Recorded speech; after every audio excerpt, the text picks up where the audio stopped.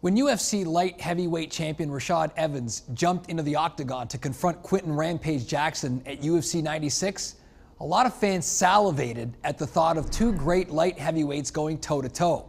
Rampage couldn't fight again so soon, so Lyoto the Dragon Machida stepped in to challenge Evans for the UFC light heavyweight championship. That leads us to the question, is that title really worth the trouble? Sid Seixeiro has that story.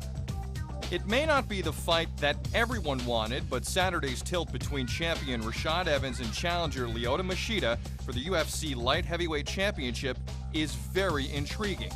Intriguing not for the fact that Evans has some of the best knockout power in the sport, or a swagger that borders on obscene cockiness. Intriguing not for Machida's knockout power or his unorthodox style, which can draw the ire of fans. Intriguing, maybe not so much for the men in the fight, but more for the belt that goes to the winner. The last 2 years have been a tumultuous time for the kings of the UFC's toughest division.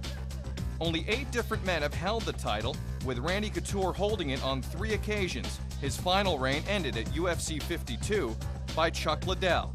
The Iceman went on to successfully defend the belt 4 times over 2 years, one of the longest reigns in UFC history.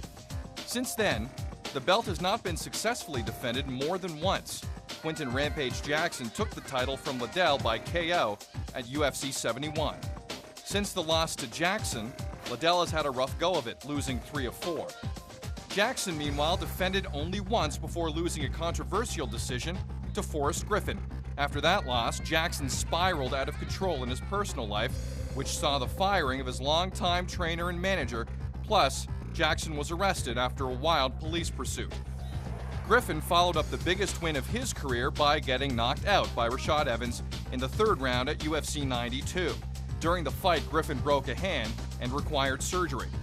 So, is the UFC Light Heavyweight Championship cursed, or is the division just that deep? Some of the best at 205 include Evans, Griffin, Machida, Rua, and soon pound-for-pound king Anderson Silva. It can be argued that anywhere from 3 to 5 of the world's top fighters reside in the light heavyweight division.